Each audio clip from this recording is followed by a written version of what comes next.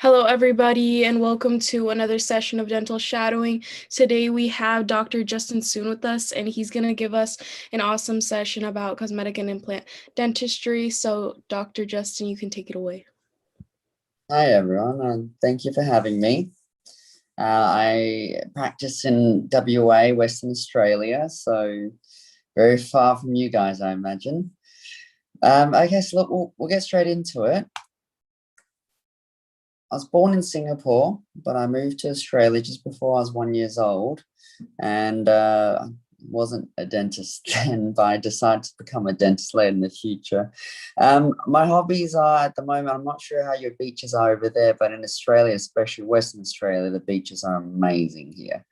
There's lots of hiking trails, and I have a dog called Pablo, and we do something called four-wheel driving. So I'm not quite certain you guys do that at all. Maybe, I'm not sure. But yeah, it's something where we just take a big car out, like a little truck, and we just go driving to the sand and dirt roads, something we do in Australia. So this is exactly where I'm at, which is that little red dot on the bottom left aspect of your screens. That's called Perth. So it's a very, very small, isolated city. So we've been very, very fortunate that we haven't actually been affected too much here by COVID at all. I think I know that in the US it's been a little bit more dire, but in WA, that's our city there on the right-hand side. So that's what we call the CBD. It's not the biggest skyline, but it's very, very comfortable. But I think we only had about 4 weeks of lockdown when the COVID initially hit last year. And since then, we've not had any community transmission cases. So we've been quite fortunate. The vaccinations are rolling out now, but we'll see how that goes on. So a little bit more about myself. I graduated from University of Western Australia in 2012. In terms of how I progressed in terms of studies, I did a guided institute in 2016, which is also actually based in LA. So I visited the Loma Linda University as well, did a course there. With a gentleman that ran the course was someone called Sasha Jovanovic, who was a really, really good mentor as a periodontist. And if you guys are looking at it, getting into implant dentistry, I'm not 100% certain what kind of training that the university provides, but in Australia back in 2012 was quite limited. So we had to go elsewhere to find more knowledge and more evidence-based techniques to sort of enhance what we're trying to do. Later on, I did a diploma in the Royal College of Surgeons in Edinburgh as well, which was quite good. So there's something that you do after you finish graduating your dental degree. Okay, so why did I pursue dentistry? That is a question I get asked often by patients, usually the younger ones, because they're always like, why do you want to put your hands in my mouth? But long story short, when I was a kid, I never knew what they were doing. In Perth, well, in Australia, I don't know how it is in the US, but the dental school was quite relaxed. So you would often get a different dentist every time. It wouldn't be the same sort of dentist, and they would always be talking to their nurse while they're working on you, and you really didn't know what they were doing because you were so young at the time. So they would say to you, "Hey, open your mouth," and then the rest of the time you just literally don't know what they're doing. So I've always had a curiosity what they were doing.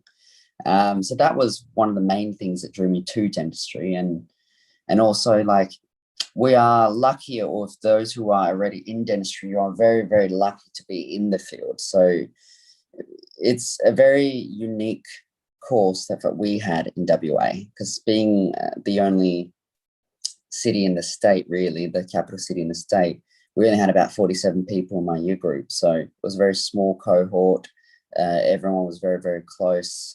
We pretty much got through it all together. And it was a profession that allowed you to provide back to the community without compromising too much on certain things like lifestyle.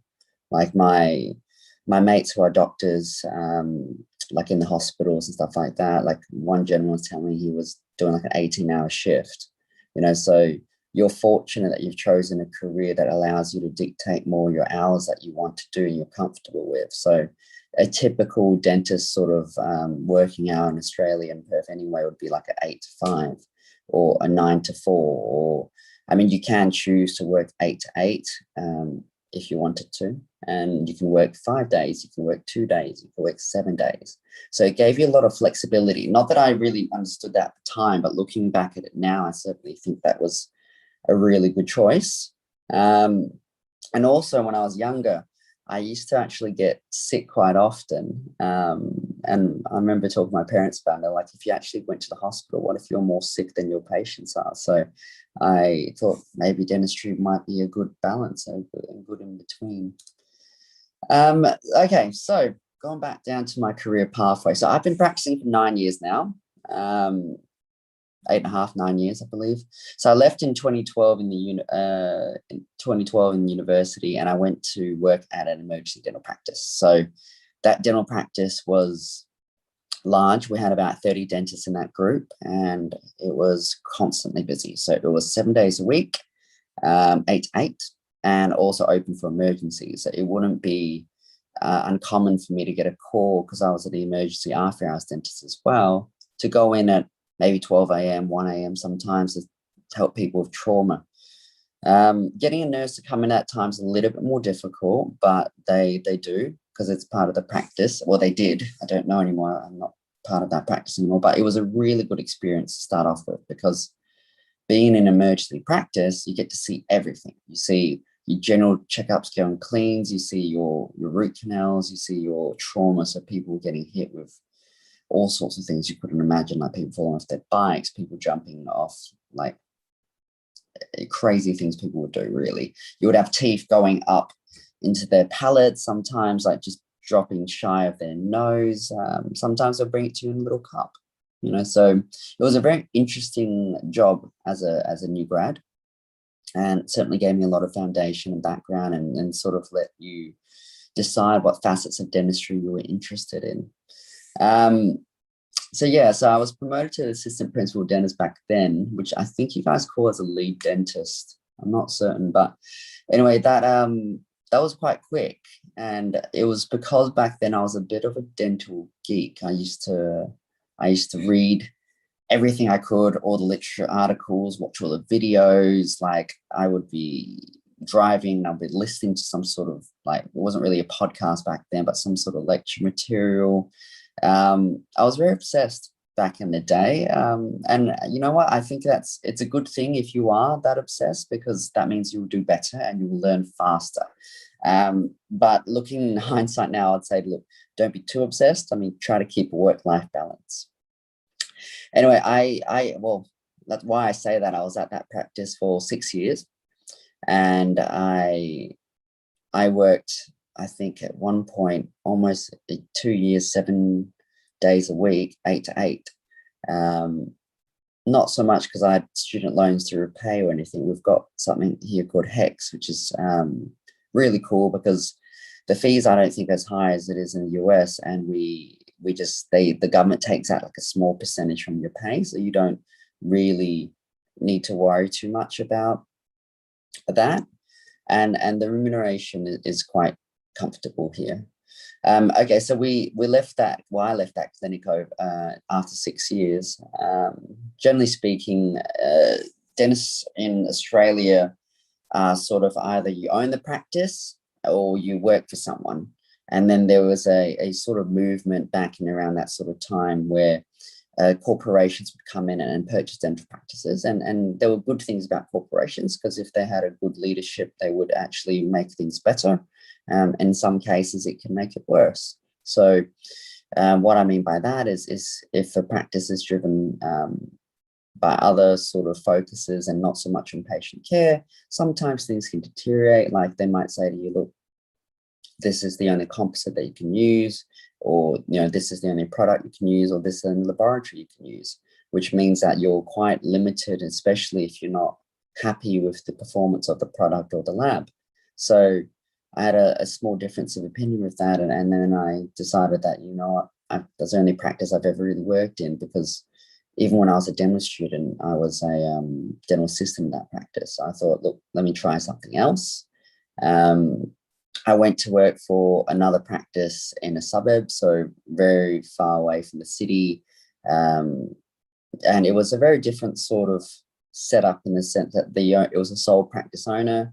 He was very, very um, hands off versus my last boss at the time who was very hands on. So what I mean by that is, let's say if you prepare a crown, he would check every single crown before he would approve it to the lab, which is good when you're learning, but sometimes it would be tedious in certain aspects because it would be a difference of opinion in terms of how the crown. I mean, a lab might say, look, it's fantastic. You might think it's fantastic, but he might say, oh, one margin here. It could be a little bit more polished. And if you can't see it, you can't disagree.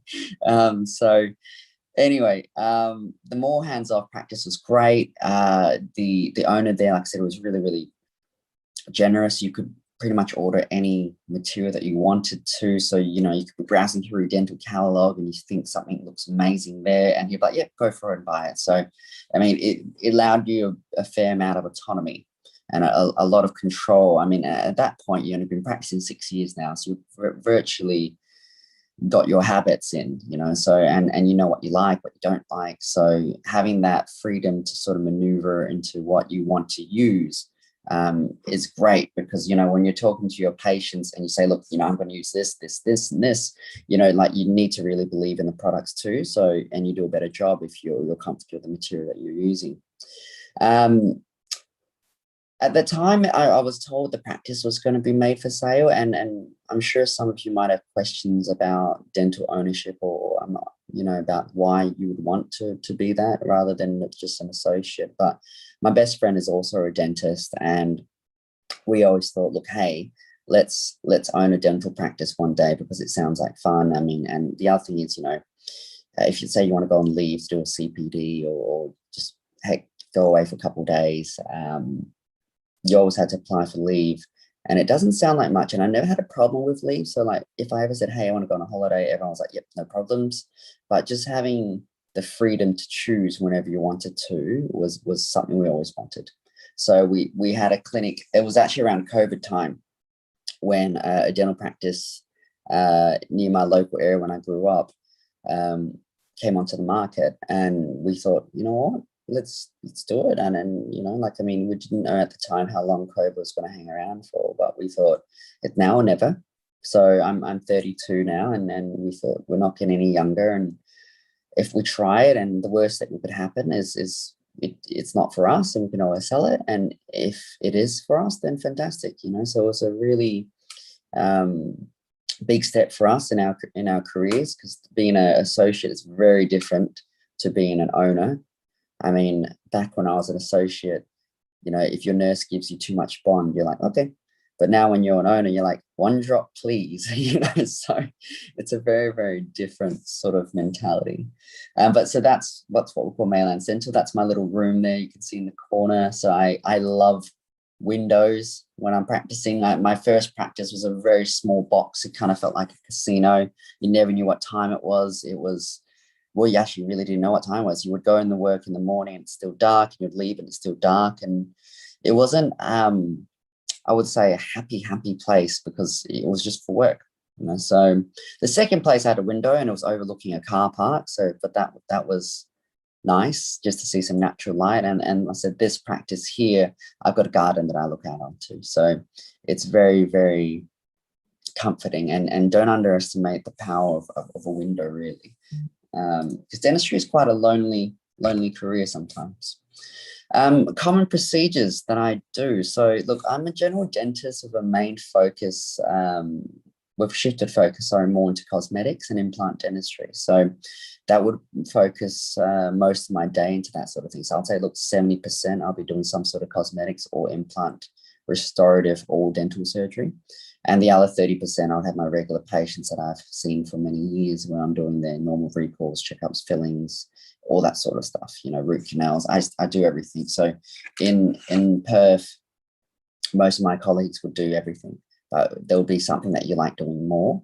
And that's the advantage of being a general dentist over a specialist, I personally feel, is that you do have the freedom to do anything you like. I mean, sometimes if you are a specialist, you are somewhat restricted into staying in your lane.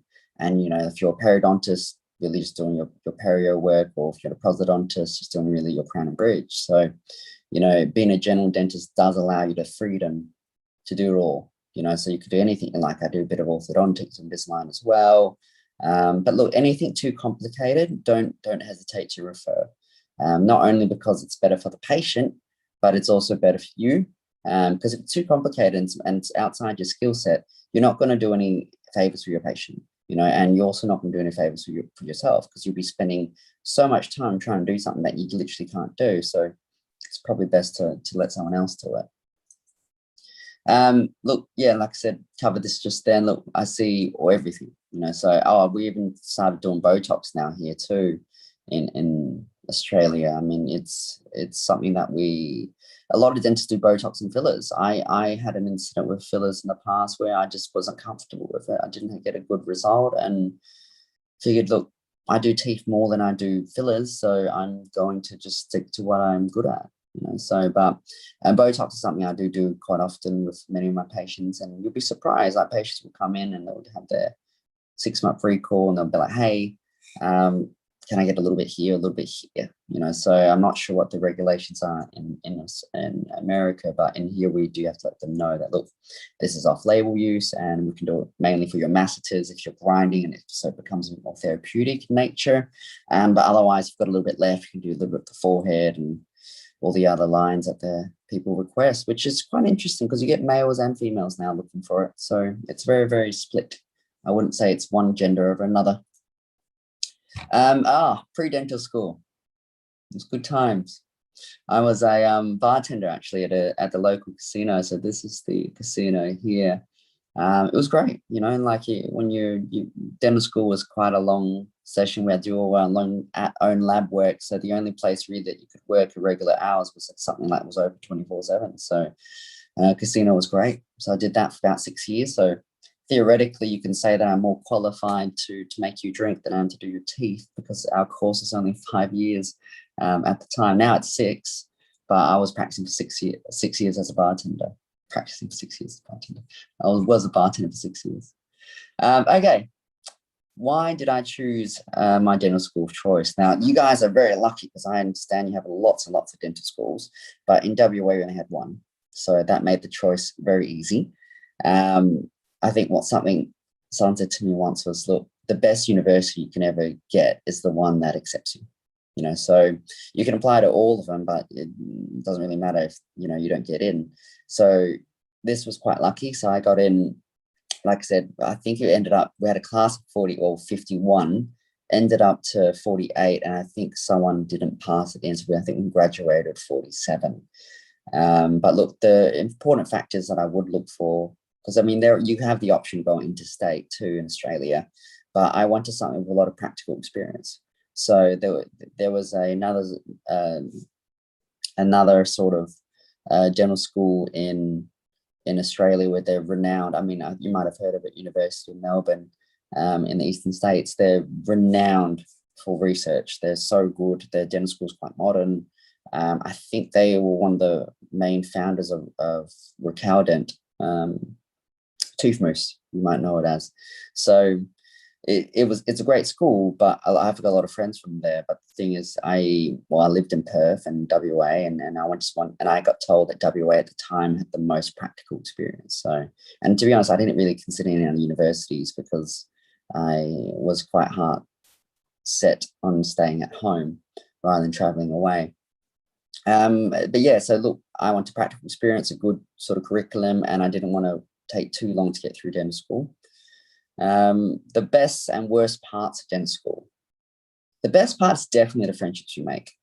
So we, like I said, finished in 2012, but we started maybe 2007, I think it was. So 5 years. So since then, even from 2007 to now, it's 14 years since some of the people that I've met.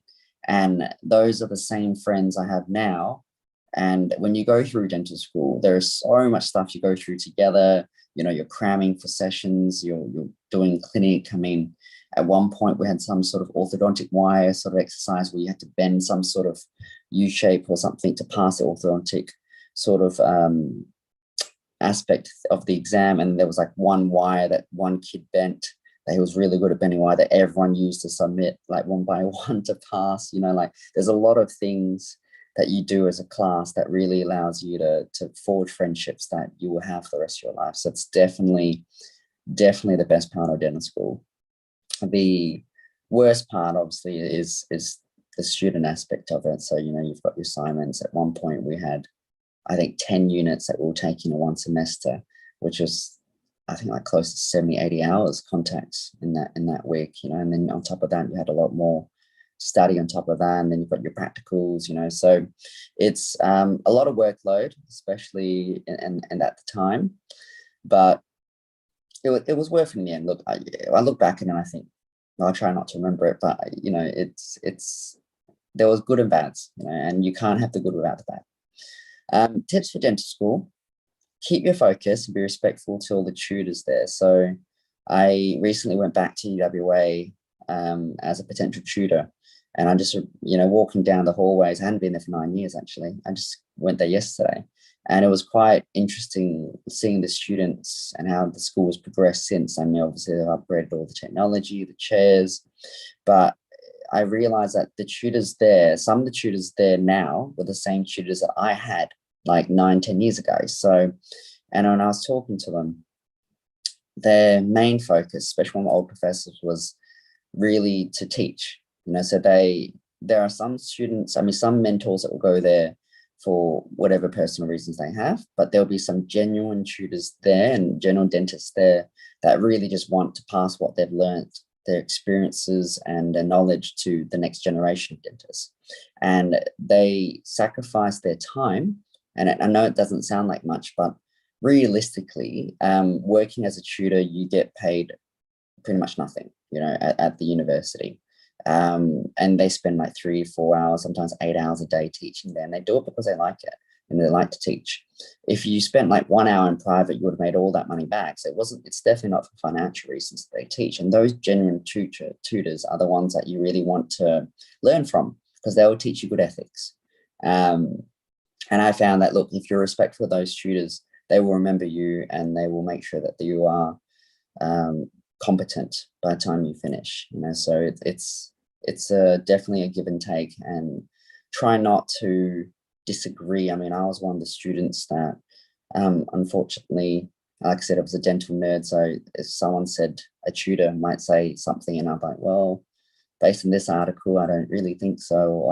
I might say something stupid like that, and that didn't really draw the good attention sometimes to yourself. So sometimes, even if you think you know better, it's don't say anything.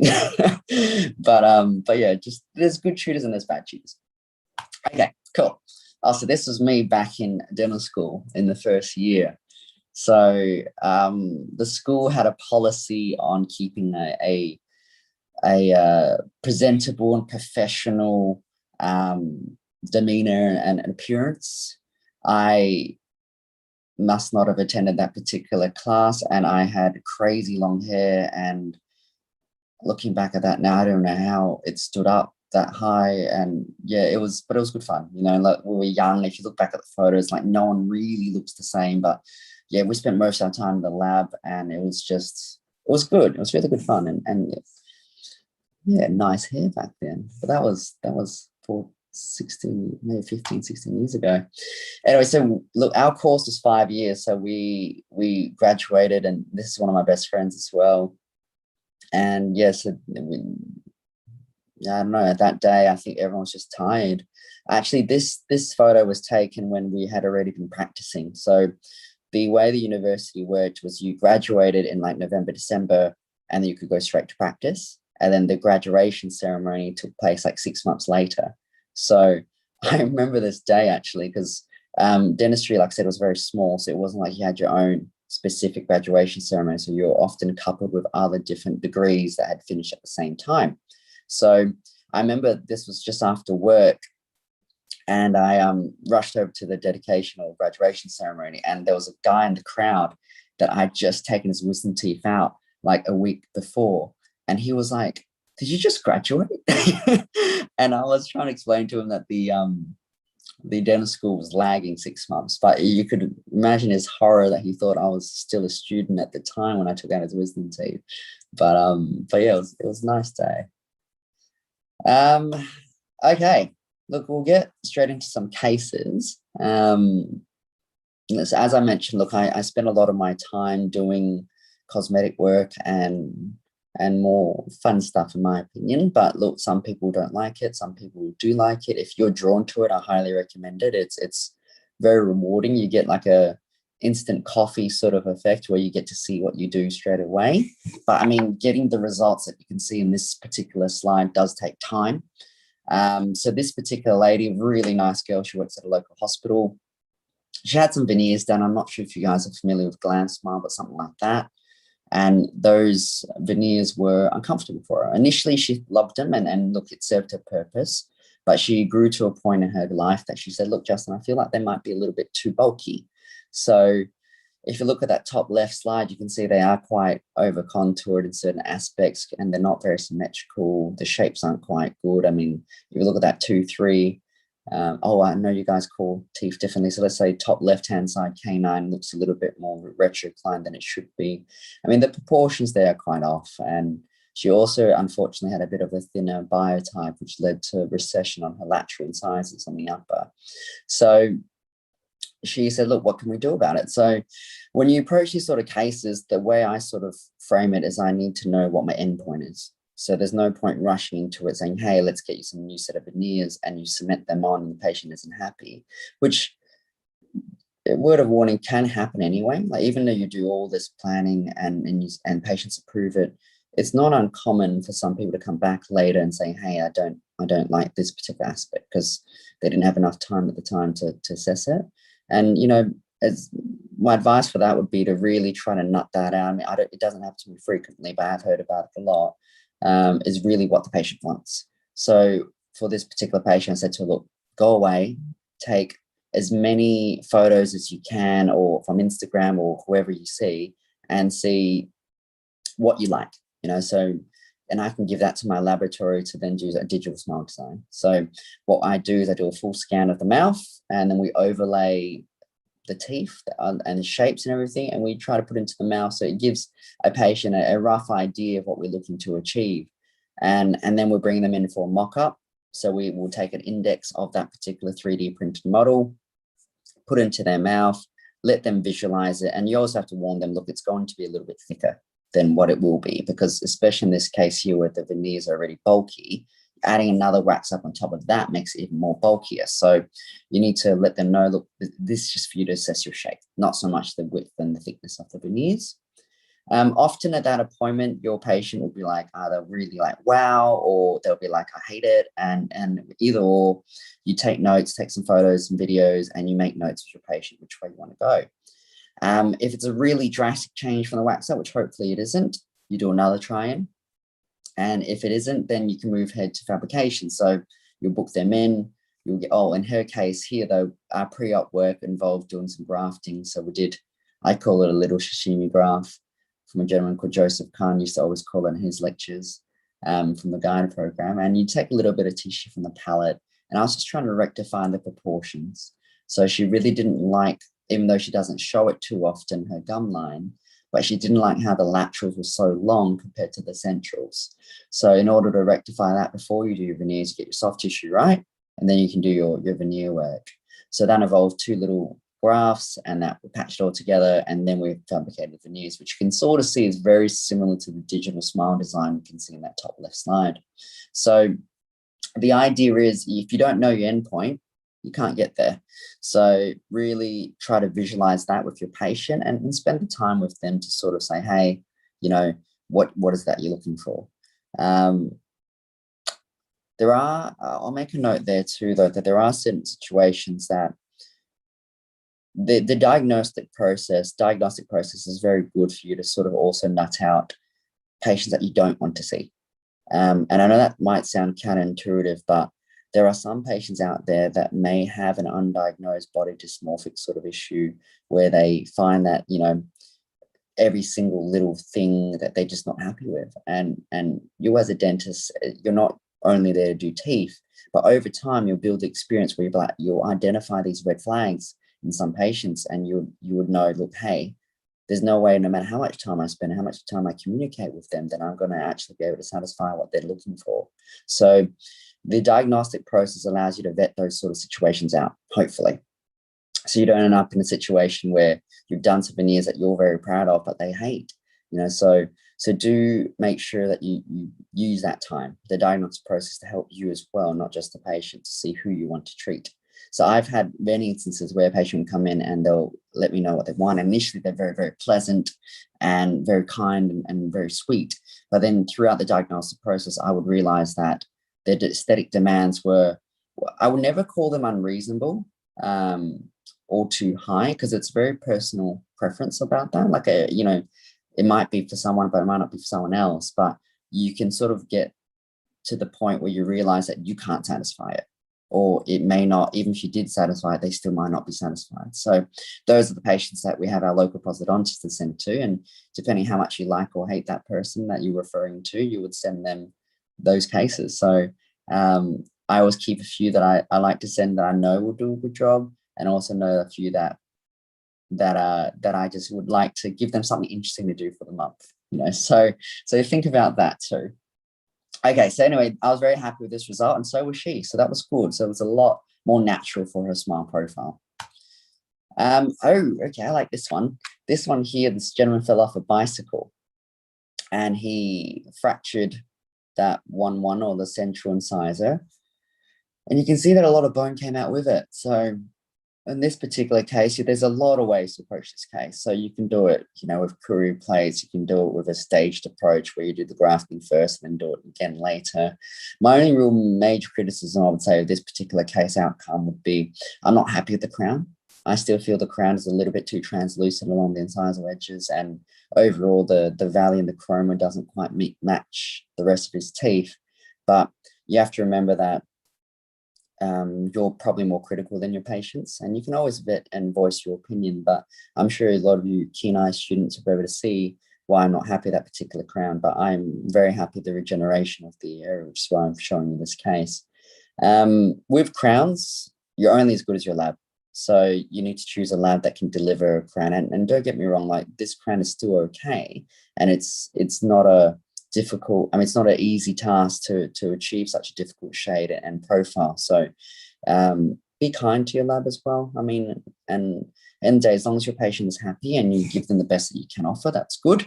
I've worked with a few labs, so I'm working with another one now that does amazing crown work, and I'll post a few of those cases in the future. But yeah, this crown was acceptable, I would say. But anyway, so if you look at this particular case, you look at the photo on the top and the bottom, you will see that I also, while I was fixing the 1-1 of the central right incisor, I thought I'll take care of the recession on the canine as well. As to how he had that, I'm honestly not sure. My suspicion is, if you look at the profile of the canine, it is quite buccally placed. So I feel that probably with time, his tooth has drifted forward, and canines can sometimes, well, actually one of the most common recession defects is probably on a canine, I would say. So, and couple that with some thin biotype, and you might end up with a very large recession defect that we see there. So I'll walk you through this case. So if you look at the top right, when you flap it, that's what you see. The bone covering, lots of scar tissue there. So it's not the best. But I chose to approach it with a simultaneous GBR approach. So what I mean by that is I placed a no-ball biocare implant into the area that I wanted at the right vertical and horizontal position. So that way, I again, going back to what I said earlier, you need to know where your end outcome is. So in this particular case, I already knew what I wanted to look like, which is really simple, the 2-1. You want it to look like your other central incisor. So you put it at the right height, and you can see that bone defect that is present there. That's okay though. So most people start to think, hey, oh my God, am I going to be able to regrow that much bone? Well, the answer is yes, if you do the right steps. So this is something where you need to do something called bony cortications, make sure there's a lot of vascular supply of blood to survive, to make sure the graft survives. In this particular case, I had some autogenous bone harvest done for the mandible, where I took some bone chips out and I just put all around the implant tie-unite surface. And then I packed it all with something called a xenograft, which is BIOS, that in a 50-50 sort of mixture. Then close it all together. Once you rebuilt the contour, you can see that that's a bi-guide membrane. And the trickiest part, I would say, about doing this is coverage and trying to close it. So you have to relieve all the tension, the flap, to make sure it's not too tight, because if it is too tight, it won't close. And if it won't close, then you're going to have a problem in exposure. The membrane and the bone graft won't actually be that good. So, and you can also see the soft tissue defect that's still present from the initial presentation. But someone said to me once, look, try to focus on one miracle at a time. And that's what I try to do. So in this case here, I know some people actually like to do grafting, bone grafting and soft tissue, and those people are extraordinary. In my hands, I like to just play it safe. So I did the bone grafting first, and you can see I close it up there. 3 months later, the patient returned. You can see that, look, the bone profile is certainly better than initial presentation, but you've also got still that soft tissue defect on the canine, as well as the initial surgical site.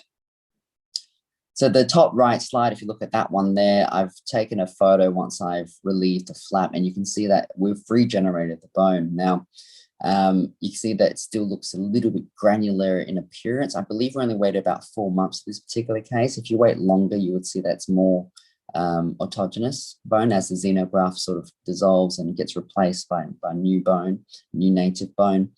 But at 4 months, I'm quite comfortable to start loading this implant and also start working the soft tissue work.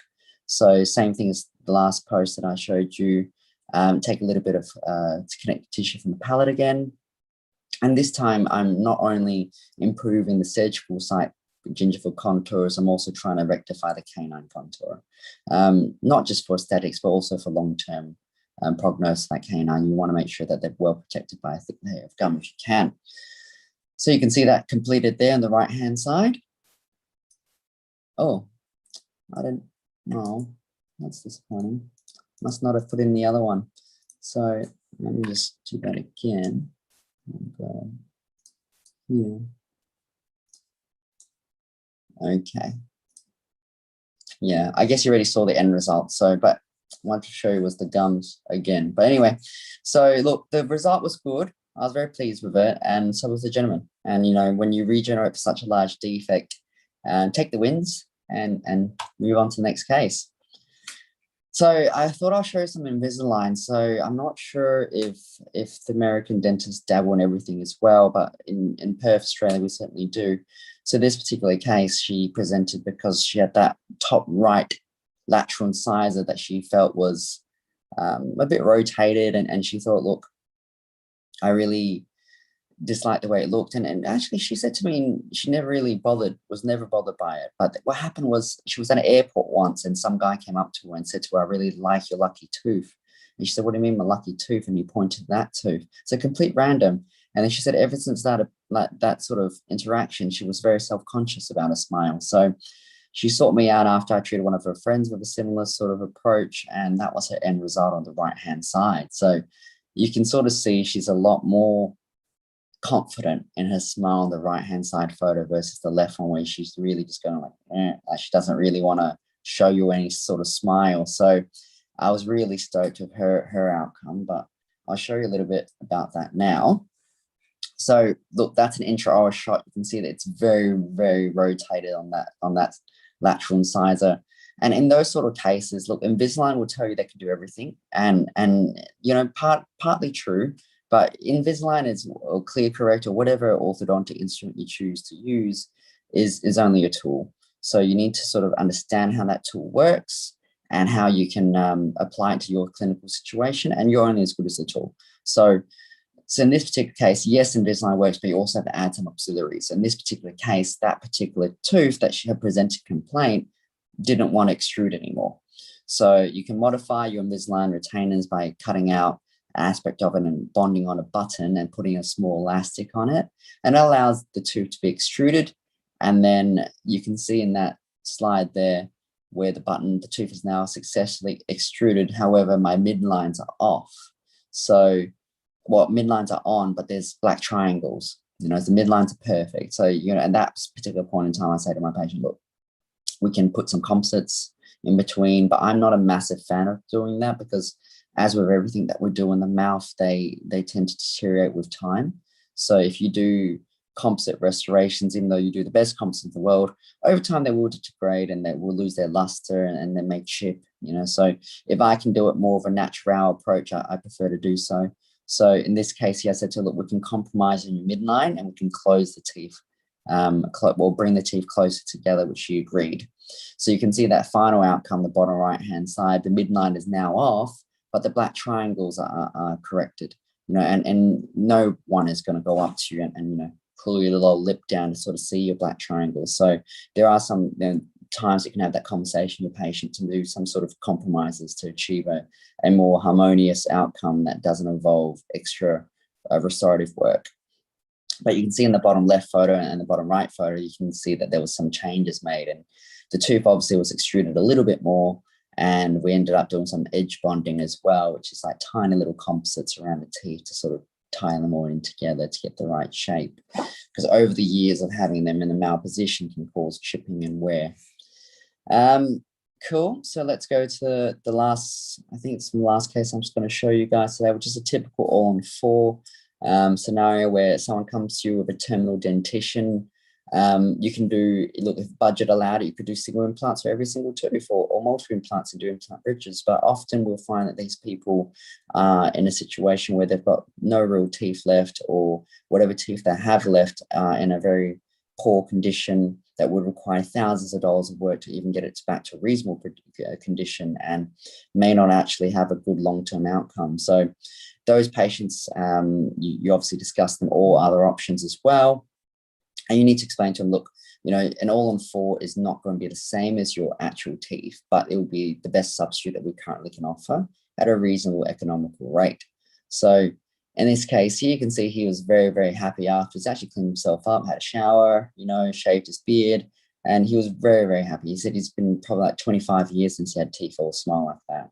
And what prompted his decision is he said he spent a lot of time at funerals. A lot of his friends were passing away, and he still didn't want to, smile and greet other friends that were there. So he thought, look, life is short, and I want to do something for myself. So he did. So I'll walk you through a few of these slides. You can see his top teeth were quite broken down, so they weren't great. The recurrent bridge there was not great. He didn't have many lower teeth. In fact, I'm pretty sure those lateral incisors were very, very mobile as well. So it wasn't good. Anyway, so we'll move on to the next photo too. So you can see that there's no posterior support. When you don't have back teeth, it causes increased wear in the front teeth. So you always try to give the patient posterior support. And in this case, if you'd come to me earlier, I would probably have suggested posterior, or at least removable partial dentures that would allow you to have them support and do restorative from the front teeth. But at this sort of point in time, he just really wasn't interested because he wasn't happy with the aesthetics of his current teeth as well. And if you think about crowning all these particular teeth, it still won't give him the outcome that you'd see on the other slides with the all-on-4. So if you look at this one here, the lower teeth were totally toast. Yeah, you can see they're periodontally compromised. The top arch, you could argue, like I said earlier, you could crown them all, but they required several root canals. The top left bridge was failing. So the only real teeth you really could have kept is the top right canine and lateral without major restorative work. So, and that's the sort of conversation you need to have with your patients. You say, look, hey, I can still save what you've got, and we can do some other things like posterior implants. But the problem is also in Australia is that implants are quite expensive. So it's when you tell a patient, look, I would love to do, 6 crowns on you and maybe an implant bridge or a sinus lift, and by the way, it's going to cost you $45,000. They're going to be like, hell no, when they can get an all-on-4 for much cheaper, So it's one of those things too, where unfortunately you have to balance the patient's finances with what they have and what you've got as a biological situation too. But as long as they're well informed and you go through the risks, procedures and complications with them, more often than not, you end up with a good outcome. So that's your typical all-on-4 pattern where you just put 4 implants in. Sometimes I'll put in more. It really depends on the patient. Oh, I've got one more. Okay, never mind. So this case here is trauma management. So this was back when I was in the city. She still sees me now, which is fantastic, but She came in because she just fell over one day, and you can see she snapped both her central incisors. And you can also see part of the problem is her teeth were quite pronounced, and the lower teeth were quite proclined as well. So they pushed the top teeth out a little bit, almost like a class 2 situation. But we ended up with that sort of outcome at the end, which I was very, very pleased with too, because it's not often that you can get that gingiva to be that well balanced sometimes in anterior aesthetic cases. But I think I'll walk you through how we did that. So we did talk about other things that some of you might know about: orthodontic extrusion, post-temporal crowns, root canals. That's another way to approach this case. But in her mind, she just was not interested in getting braces again. And again, you also have to factor in the costs involving an orthodontist, and then the subsequent post-temporal crowns will also really be the same price as implants. So when we took out those teeth, we did it as an immediate placement. I really like that top right photo because I always thought it looked like a nose when you remove those two teeth. And basically allows you to have a large socket there. Now, back when I first did my implant training, I was actually taught to put the biggest implant you can do. Now I'm sort of taught, or was taught by the guide program, to sort of put as small an implant as you can. You know, the smallest implant you can put in there that to satisfy the occlusal load that you want, or the tooth that you're replacing, allows less titanium and more biological bone to support it. And I'm a massive fan of that concept, because I think there's no point putting like a 6mm implant anteriorly and having like 2 mils of bone. I'd rather have a 4.3mm implant and have heaps and heaps of bone supporting that implant. So we did some immediate implants there. You can see we've grafted the jump gap, which is the space between where the implant is and the front surface. And then also making sure, like I said to the previous slides as well, that the implant is placed in a good horizontal position as well as a vertical position. I took a little bit of tissue, which is from the tuberosities of the palate this time, and I grafted the areas at the same time.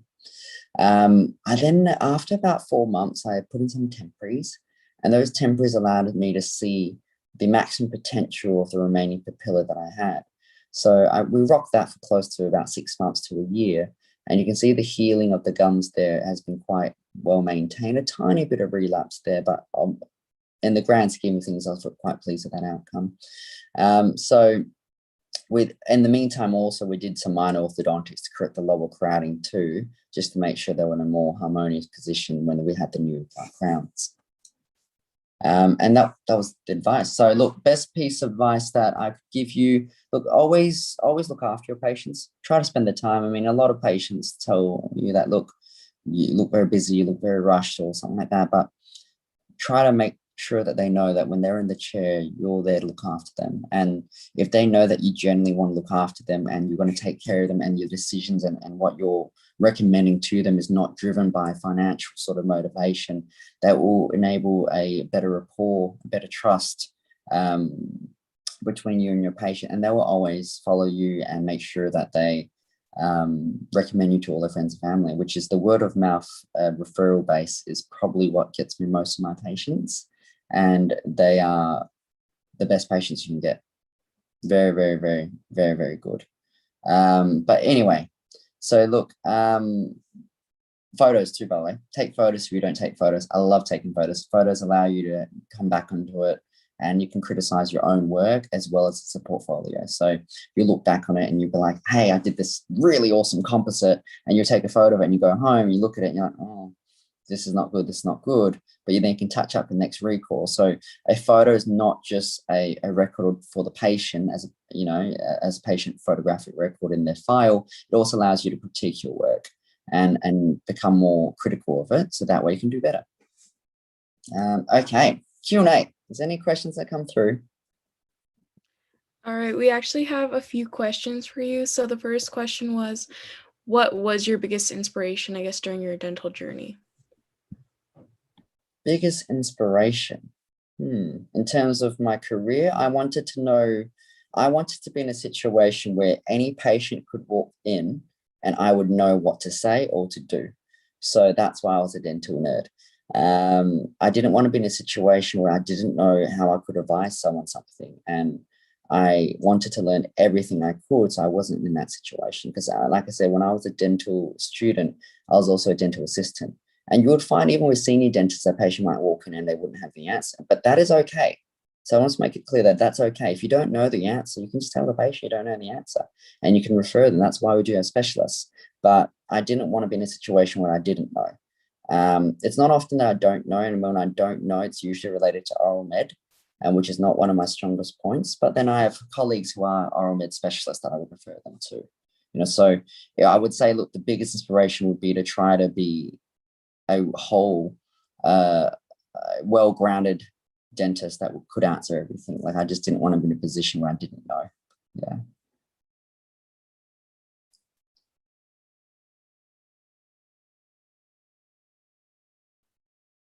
I actually can't hear you. Are you muted? Oh, I didn't. One sec. Okay, I can hear you Okay. now. Cool. Why did you choose cosmetic and implant dentistry? Because it's fun. It's very fun. Like, to be honest with you, like there are some of my friends that only just like doing checkups, cleans, and fillings, and they love it. They enjoy it. So that's what I was saying earlier. Like, you need to sort of decide what you enjoy doing, because day in, day out, you need to do this job. So if you want to do the job and see it as a job, then that's okay. But if you do the job and you enjoy it and you have fun doing it, it's no longer really a job. So it's just like a same thing as, some people love cooking, but then again, I don't know many chefs that cook when they get home. But the thing is, I chose it because it gave you, it's one of the biggest things you can do as a general dentist to have maximum impact on a patient.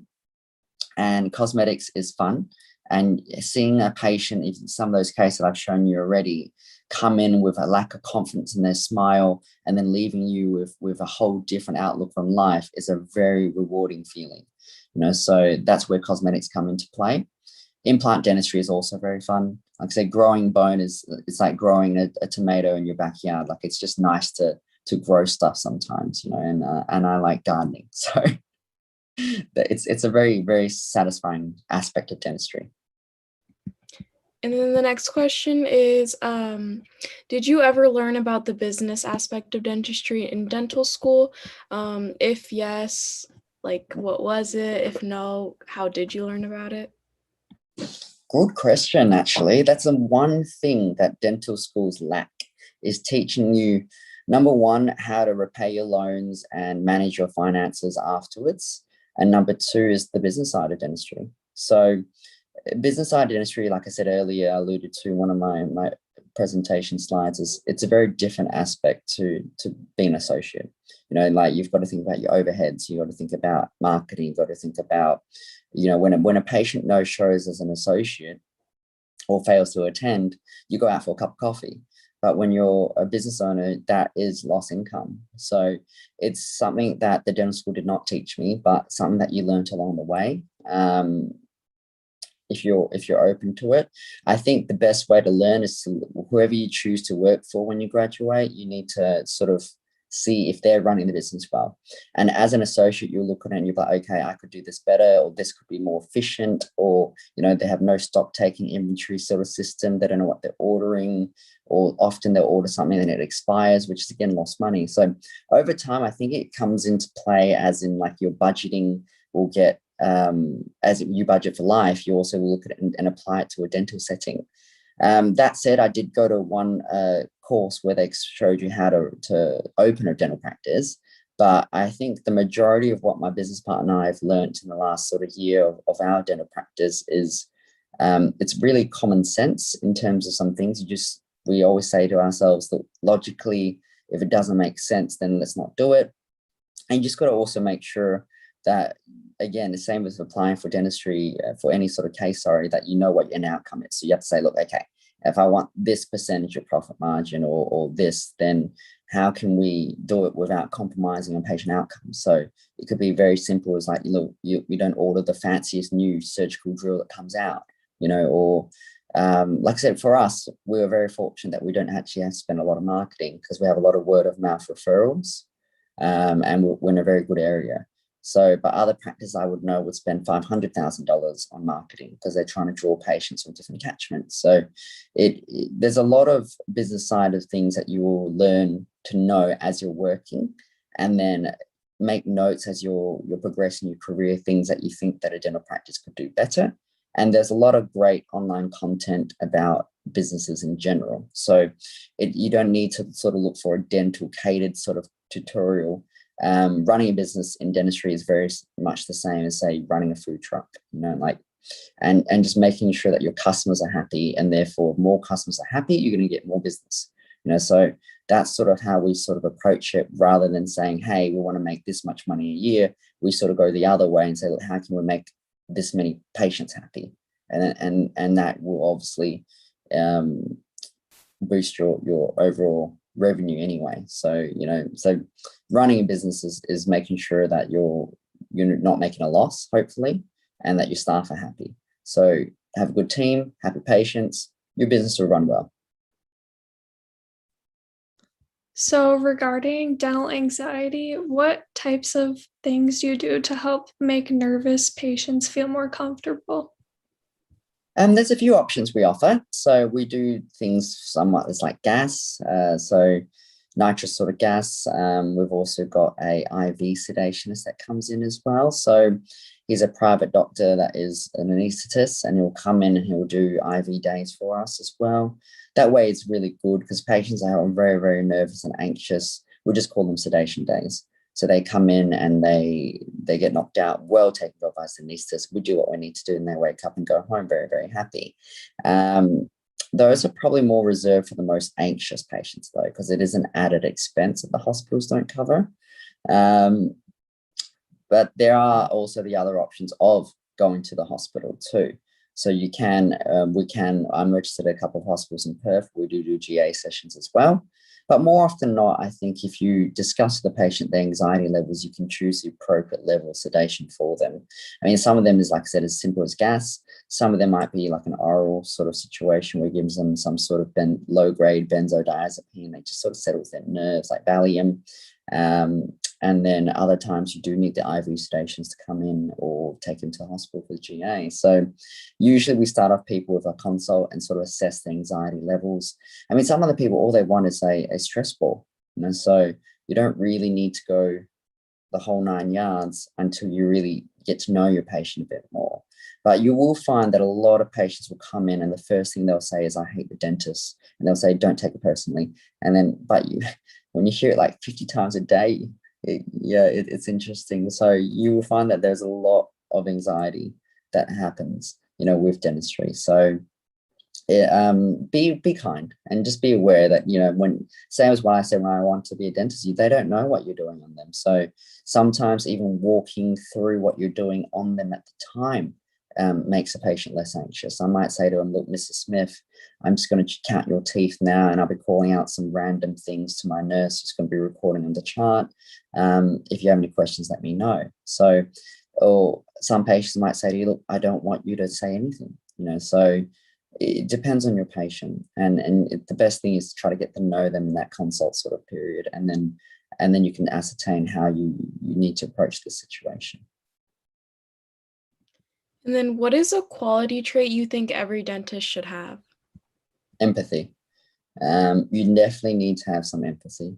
Like it can get to a point where, if it's just a job to you and you're not as empathetic, that patient is there and they might have saved up their life savings to get something done, and you might not agree with what they want. But what I've learned is you still need to be empathetic and understand that, these patients are people, and they're here to see you for not just a service, but they're trusting you.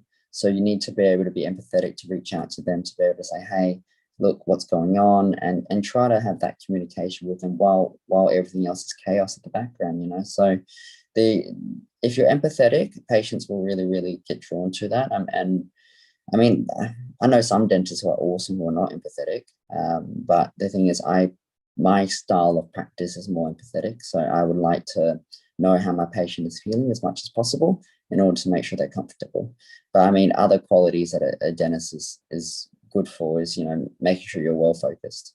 So it's easy to lose focus, but if you know what you're doing, you'll have a better outcome. But I personally think empathy is the best. How would you say that your dental journey has made you like a better person in general? I wouldn't say it was a better person. I think age gives If you you more have life. any specifics.